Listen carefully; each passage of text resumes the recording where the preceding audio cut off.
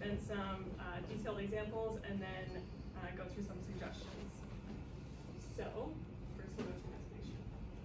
So this is also called the paradox of choice. It was introduced back in 1970, but really became famous in 2004. But essentially, it's that users become overwhelmed if there's more choice. So it's very self-explanatory. And what it leads to is either an unsatisfying experience or abandonment of the experience altogether. So to put that into context, like Netflix, for example, that seems to be a very popular example today. Unsatisfying experience, say you choose a movie and you're watching it, in the back of your mind you're thinking, oh, I could have chosen that, or I could have, kept scrolling for something better, so you're unsatisfied. And then abandonment, maybe you're scrolling for so long through the options that you're like, oh, whatever, I'm just gonna play video games instead, or something like that. So this law relates very well to the cognitive overload in Hicks' law. And really what we're saying here is less is more, because we don't want to overwhelm the user. So who here has heard of the jam experiment? Okay, you have one. So this applies really well. They did a study of selling jam, and when there was so many choices, only 3% of shoppers actually bought the jam. And when there was only 30% of shoppers bought the jam.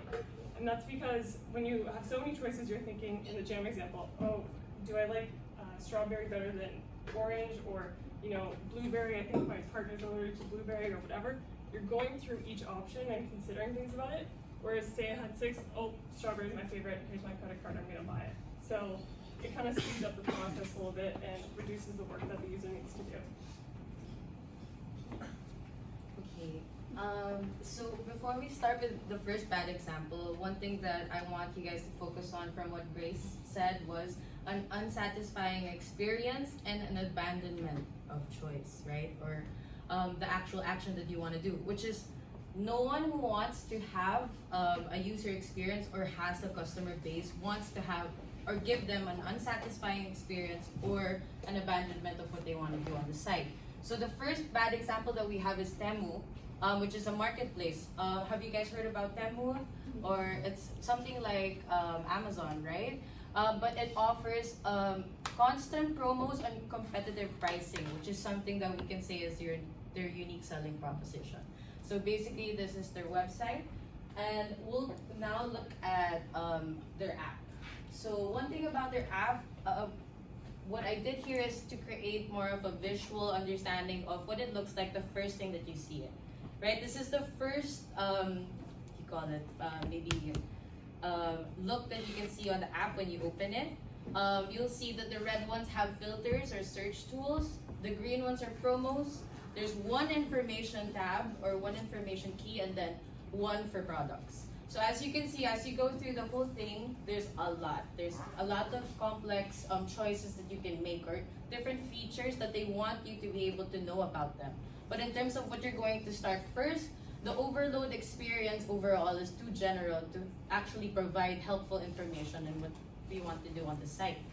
And then after that, we'll be able to see another look of the app. So basically, because their USP is to connect the customer to merchants themselves, right? People who have factories themselves, that's why the market is, or the pricing is very competitive.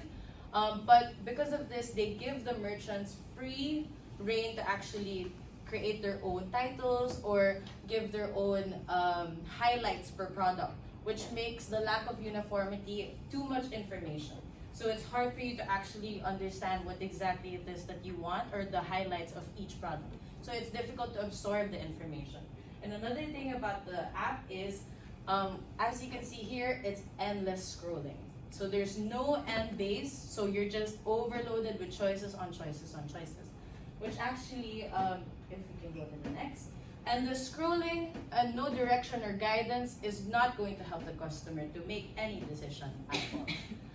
Another bad example that we have actually, so we talked about one, which is the choice of actually buying a product. The next is the choice of actually picking a place to eat, which is very hard, right? So we have OpenTable, which is an online reservation platform. We use it a lot here in Canada. Next, please. So here we have less, right? We see that there's more information. there's a specific place for information, filters, promos, and products, right? But it is still too general.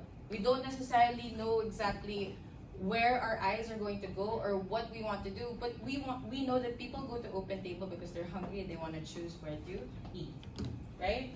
So hard to get reservations is basically the unique selling proposition of Open Table. If you use the platform, you'll be able to get to their top restaurants, right? But it can be enticing, but also overwhelming for people who are on the app because they are hungry and they want to actually choose a place to eat at. So this can lead to confusion, and the filter tools that will help them actually decide are at the very, very bottom of the app, which is not necessarily a good help to actually make a choice for people who want to eat somewhere. I can excellent. Yeah, like my teammate said, like when we open the current Tmoo's homepage, there are so many products and promotion surrounded by the users. So like the biggest challenge is the choice overload. So choice overload also causes a lack of uniformity and endless scrolling. So what we do, we redesign the Tmoo. So first we do like now we open the Tmoo's homepage. We look like enter a very messy warehouse. So we want to transform this choice to become more like well organized and simple shops. So we transform this choice to become into more clear and simple design. We even change the color from the orange become the blue. It's comfortable to the user's eyes. And secondly, we created some recommendation and brand highlights to replace the endless scrolling. Like my teammates shows these too much products, and we cannot end up scrolling. So we highlight some products like brands and public or best seller. It is look like people's own professional sales assistants. Like, hey sir, I know you have a kickboxing class one, so I know your budget. You show it here, and you have the points in there, and this is best choice for you. And third,